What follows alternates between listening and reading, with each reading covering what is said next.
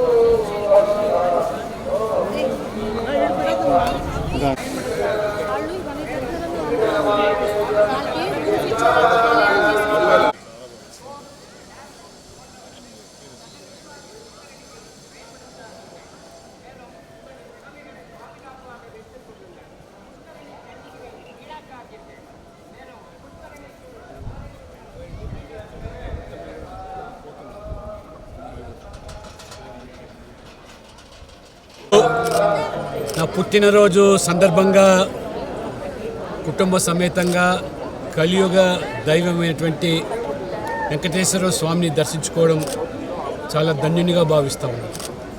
ఇవాళ గురువారం నేత్ర దర్శనం.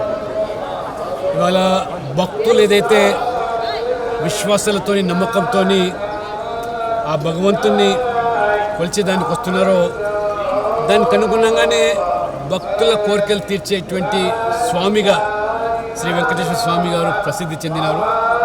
ప్రపంచవ్యాప్తంగా కూడా భక్తులు ఎంతో విశ్వాసంతో నమ్మకంతో కూడా తమ కానుకలు సమర్పిస్తూ ఉన్నారు.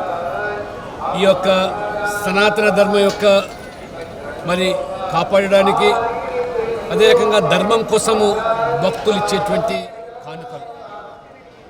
దురదృష్టవశాత్తు గతంలో ఉన్నటువంటి ప్రభుత్వము, గతంలో బోర్డు కూడా అనేకమైనటువంటి అవకతవకలకు అదే రకంగా మరి ఈ యొక్క పవిత్రమైనటువంటి ఆలయాన్ని కూడా ఏ రకంగా మరి వారు అవినీతిమయం చేశారో ఈరోజు కూడా ప్రజలు భక్తులు తీవ్ర ఆవేదన వ్యక్తం చేస్తున్నారు.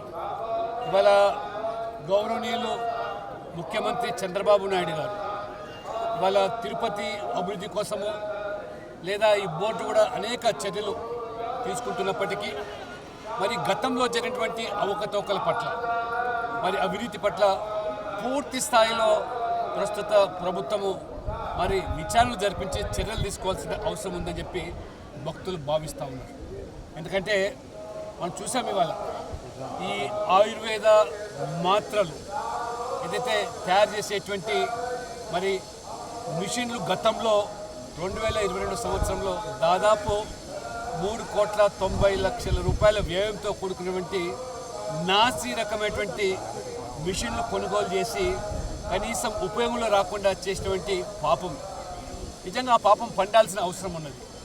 ఈ రకంగా మరి గత ప్రభుత్వము పూర్తిగా ఈ పవిత్రతను మరి గాలికి వదిలేయడమే కాకుండా ఏ రకమైన అవినీతికి పాల్పడ్డారో ఇవాళ మనం చూస్తున్నాం. అది పరాకాష్ట. పరకామణిని వదలలేదు, లేదా ఈ యొక్క ఫార్మసీని వదలలేదు. చివరికి అన్నదానం కూడా ఏదైతే అన్నసత్రంలో కూడా గతంలో నేను కూడా మరి ప్రస్తుత బోర్డు సభ్యులు భానుప్రకాష్ రెడ్డి గారు మేము సేవించినప్పుడు అనేక రకాలుగా ఆ రోజు మరి నాసిరకంగా మరి ప్రసాదం వితరణ చేశారు. లడ్డూల్లో జరిగినటువంటి మరి కల్తీ కూడా భక్తులను కలవరపరుస్తున్నది. నేను ముఖ్యమంత్రి గారి గౌరవనీయులు చంద్రబాబు నాయుడు గారికి తప్పకుండా ఒక లేఖ రాస్తాను. గతంలో జరిగినటువంటి ఈ యొక్క అవినీతి కానీ అవకతవకలు కానీ వదలాల్సిన అవసరం లేదు. పూర్తి స్థాయి విచారణ జరపాల్సిందిగా, దర్యాప్తు జరగాల్సిందిగా, ఆ పాపులను కఠినంగా భగవంతుడు ఏ రకంగానూ శిక్షిస్తున్నాడు. కానీ ప్రభుత్వం పైన కూడా మరి బాధ్యత ఉంది కాబట్టి పూర్తి స్థాయిలో వారి మీద చర్యలు తీసుకోవాల్సిందిగా, అటువంటి మళ్ళీ భవిష్యత్తులో పునరావృతం కాకుండా ఉండేదానికి మరి ప్రభుత్వాలు కఠినంగా వివరించాల్సిందిగా నేను మీ ద్వారా కోరుతాను. ఏదైనా ఇక్కడ పవిత్రతను కాపాడాలి. దేవుడు కలియుగ దైవాన్ని మించి, ఆ స్వామివారిని మించి ఎవరు లేరు, ఏది లేదు. కాబట్టి ఆ పవిత్రతను కాపాడడానికి అందరూ కూడా మరి సహకరించాలి. బోర్డు కూడా ఆ దిశలో చర్యలు తీసుకోవాలి.